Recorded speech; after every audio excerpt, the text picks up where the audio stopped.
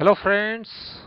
तो आज हम जीएस पेपर 2019 का जो क्वेश्चंस आए थे यूपीएससी में, तो उसको मैं आज बताऊंगा और नेक्स्ट वीडियो में मैं उसके ऊपर थोड़ा सा हल्का सा कुछ डिस्कशन करूंगा। उस क्वेश्चन को अप्रोच कैसे करेंगे और किस किस चीज़ को हम उसमें डाल सकते हैं, उस क्वेश्चन को आंसर करते वक्त क्या क्या चीज़ हम ये कर सकते हैं। हालांकि कुछ जो पार्ट है वो मेरा स्ट्रेंथ पार्ट नहीं है, फिर भी मैं कोशिश करूंगा आपको एक आइडिया देने की कोशिश करूंगा। पहले तो आप समझ लीजिए जनरल स्टडीज 1 का क्या टॉपिक्स को कवर करता है या कौन से चीज़ों को कवर करता है। उसमें Indian heritage and culture, history, ये सब आता है, and geography of world and society, geography of world and society, ये सारे चीज़ें इसमें कवर होता है। लेट्स देखते हैं क्या क्या क्वेश्चंस आए थे, किस लेवल के क्वेश्चंस आए थे 2019 का। तो ये पहला question, highlight the central Asian and Greco Bactrian elements in the Gandhara arts, Gandhara art. इसको 150 वर्ड में लिखना है।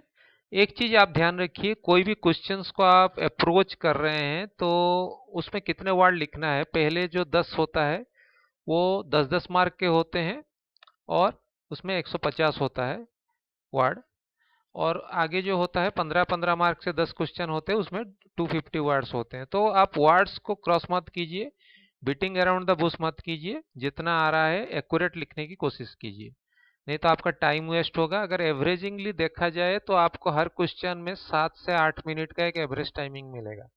ठीक है, तो 7 से 8 मिनट बहुत ज़्यादा नहीं होता है, और 150 वर्ड्स मतलब लगभग 1.5 पेज के आसपास होता है। अगर एक पेज में आप 15 लाइन लिखते हो और एक लाइन में लगभग 7 वर्ड लिखते हो तो फिर लगभग 1.5 पेज के आसपास का आपको टाइम लगता है, मतलब एक स्पेस खत्म होता है। तो 7 से 8 मिनट नहीं होता। अगर कुछ क्वेश्चंस को स्किप भी करना है तब भी आपको बहुत ज़्यादा टाइम नहीं मिलता है। नेक्स्ट क्वेश्चन में चलते हैं।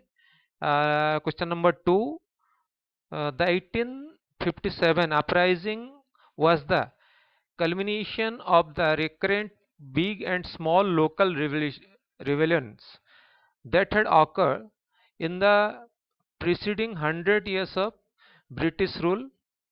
Elucidate। यानी कि आप 1857 में जो भी आंदोलन हुआ था तो वो छोटे छोटे इंसिडेंट्स के वजह से हुआ था। 100 साल के जो राज किया था अंग्रेजों ने, तो इसको इलाबोरेट करना था। इसके बारे में हम बात करें बाद में। तो पहले क्वेश्चंस देख लेते हैं क्या क्या था। Question number 3, examine the linkage between 19th century Indian renaissance and emergence of national identity.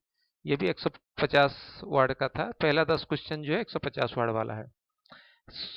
Number 4 था, assess the impact of global warming on coral life system with examples। ये ग्लोबल वार्मिंग और जो इश्यूज है, social issues है, जो आपका world wide issues है, चाहे ग्लोबल वार्मिंग के ऊपर ज़्यादातर क्वेश्चंस आ रहे हैं, हर बार आ रहे हैं, और किसके लाइफ के ऊपर फर्क पड़ रहा है ये हो रहा है। इसमें कोरल लाइफ लिखा है, कभी आपका हो सकता है फॉरेस्ट का हो, कभी आपका ग्लेशियर के ऊपर हो, कुछ भी इस तरह से आ रहा है। बट एक जो इम्पैक्ट है इसका ग्लोबल वार्मिंग का, वो जनरली हर बार आता ही रहता है, कुछ ना कुछ क्वेश्चन थोड़ा सा घुमा के पूछता है।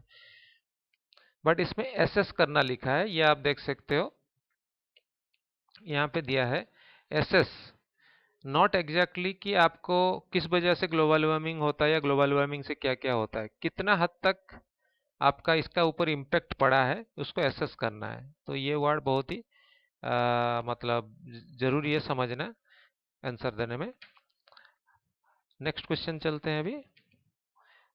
Discuss the causes of depletion of mangrove and explain their importance in maintaining coastal ecology। ठीक है, ये भी उसी तरह की चीज़ें हैं, आपका एनवायरमेंटल चीज़ें हैं। तो next question, question number 6, can the strategy of regional resource based manufacturing help the promoting employment in India. Can the strategy of regional resource-based manufacturing help in promoting employment in India? ये भी एक social issue है। वो environmental issue था, ये social issue है। तो इसको आप अपने लैंग्वेज में लिख सकते हैं। सो नेक्स्ट क्वेश्चन में चलते हैं। Discuss the factors for localisation of agro waste food processing industries of north west India. ठीक है, तो ये भी एक वही सोशल कंसर्न आपका डिस्कशन है। Next question number 8, what makes the Indian society unique in sustaining its culture. What makes the Indian society unique in sustaining its culture. ये भी एक सोशल स्टडीज के ऊपर है mainly. Empowering women is the key to control population growth. Discuss इसको किस तरह से एम्पावरिंग, अगर हम लेडीज को एम्पावर करते हैं तो ये पॉपुलेशन ग्रोथ के ऊपर कैसे फर्क डालेगा, इसको उसके ऊपर क्या मतलब मानसिक तौर पे क्या इम्पेक्ट पड़ेगा एम्पावरिंग करने से, तो इसको एक डिस्कशन करना है। ये भी आप अपने तरीके से कर सकते हैं, सबकी अपनी एक तरीका होता है डिस्कशन को आगे लेने का। सो नेक्स्ट क्वेश्चन में चलते हैं। Question number 10, what are the challenges to our culture practices in the name of secularism. ये भी एक सोशल इशू है। सेकुलरिज्म के नाम पे हमारा कल्चर प्रैक्टिसेस को कैसे चैलेंजेस मिल रहा है। ये भी 150 वर्ड है, तो 10 हो गए 150 वर्ड के। आगे जो भी क्वेश्चन आएगा 250 वर्ड्स का है और 15 मार्क्स उसके रहेंगे। Question number 11, many voices had strengthened and enriched the nationalist movement during the Gandhian phase. Elaborate. तो गांधीयन जो गांधी जी के टाइम में कैसे जो मास है, मास का जो वॉइस है, ज़्यादा लोगों का गांधीयन मूवमेंट के साथ शामिल होना, ये कैसे एक स्ट्रेंथन किया था हमारा जो नेशनलिस्ट मूवमेंट को, इसके ऊपर एक एलाबोरेट करना है, लिखना है। सो ये हिस्ट्री के ऊपर है mainly. Assess the role of British imperial power in complicating the process of transfer of power during 1940। कैसे ब्रिटिश गवर्नमेंट ने कॉम्प्लिकेटेड कर दिया था जब प्रोसेस शुरू हुआ था ट्रांसफर ऑफ पावर 1940s के टाइम से जब शुरू हुआ था, तो कैसे ब्रिटिश गवर्नमेंट ने इसको काफ़ी कॉम्प्लिकेटेड कर दिया था जब पावर ट्रांसफर हो रहा था इंडियन को ब्रिटिश से।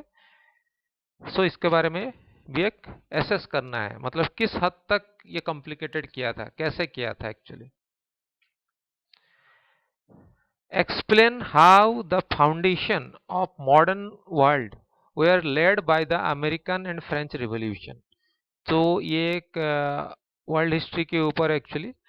तो अमेरिकन एंड फ्रेंच रिवॉल्यूशन कैसे मॉडर्न वर्ल्ड का फाउंडेशन स्टोन है, इसको आप भी 250 वर्ड में लिखना है। सो नेक्स्ट में चलते हैं। What is water stress, how and why does it differ regionally in India. Water stress यानी कि वाटर का स्कर्सिटी के ऊपर ही है ये मेनली। तो ये कैसे डिफर करता है डिफरेंट पार्ट में इंडिया का, कहीं पानी ज़्यादा है, कहीं कम है, कहीं बारिश कम होता है, कहीं ग्राउंड वाटर का लेवल कम है, या इस तरह की चीज़ों को आपको इलाबोरेट करना है। हाउ एंड व्हाई रीजनली ये अलग है, कैसे है, इसको आपको बताना है।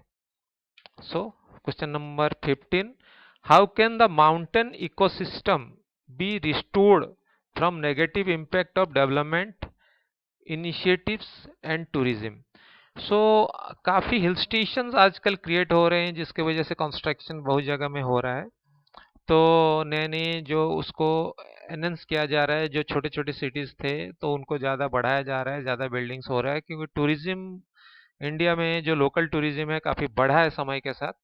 सो ये इकोसिस्टम के ऊपर जो आपका माउंटेन इकोसिस्टम के ऊपर फर्क डाल रहा है, तो इसके ऊपर आपको कैसे रिस्टोर किया जाए, इसके ऊपर आपको लिखना है एक 250 वर्ड्स में। How is efficient and affordable urban mass transport key to rapid economic development of India. एक efficient and affordable urban mass transportation, जैसे आपकी बसेस हो गए, जैसे आपके टैक्सी हो गए, टैक्सी तो नहीं हो सकता मास ट्रांसपोर्टेशन में, आपके मेट्रो ट्रेन्स हो गए, या लोकल ट्रेन्स हो गए, ये कैसे आपके डेवलपमेंट में मददगार हो सकता है इंडिया का, इकोनॉमिक डेवलपमेंट में खास करके, तो इसको आपको इलेबोरेट करना है। सो इसके ऊपर क्वेश्चन है। So next question, how do ocean currents and water masses differ in their impacts on marine life and coastal environment? Give suitable examples. So जो ओशन का करंट फ्लो होता है और वो कैसे मैराइन लाइफ और कोस्टल एनवायरनमेंट पे फर्क डालता है, तो एग्जाम्पल्स के द्वारा बताना है, कैसे कहाँ पर कितना क्या फर्क पड़ता है वो बताना है। तो नेक्स्ट क्वेश्चन में चलते हैं। Do we have cultural pockets of small India all over the nation? Elaborate with examples. So यहाँ पे कल्चरल पॉकेट्स मीन्स एक छोटा जगह जहाँ पे स्मॉल इंडिया दिखता है, सारे धर्मों के लोग रहते हैं, जैसे खास करके मेट्रो टाउन्स होते हैं, वहाँ सारे रीजन के सारे रिलीजियंस के जो लोग रहते हैं, तो उसको हमें इलाबोरेट करना है और 250 वर्ड्स में ही करना है। सो नेक्स्ट में चलते हैं। What are the continued challenges for women in India against time and space? क्या क्या चैलेंजेस है लेडीज के ऊपर या फेमिनाइन के ऊपर इंडिया में अगेंस्ट टाइम, अगर टाइम के साथ कैसे कैसे और मतलब चैलेंजेस वुमेन्स फेस कर रहे हैं, इसके ऊपर आपको मेनली बताना है। और नंबर 20 और last question, are we losing our local identity for the global identity? ये एक डिस्कस करना है, ये आप दोनों तरफ को बताना पड़ेगा आपको, ये सही है गलत है, कितना सही है कितना गलत है, इस वे में, इस तर्क में या इस आर्गुमेंट में आपको बताना है कि लोकल आइडेंटिटी को हम क्या खो रहे हैं ग्लोबल आइडेंटिटी के चक्कर में, क्या हम लोकल चीज़ों का कदर करना भूल गए हैं, तो ये कितना सही है कितना गलत है ये स्टेटमेंट, इसके ऊपर आपको डिस्कशन करना है। सो ये 20 क्वेश्चन है, आगे वीडियो में कोशिश करूंगा इसके ऊपर और थोड़ा इलेबोरेटली बात करें। So thank you, stay tune.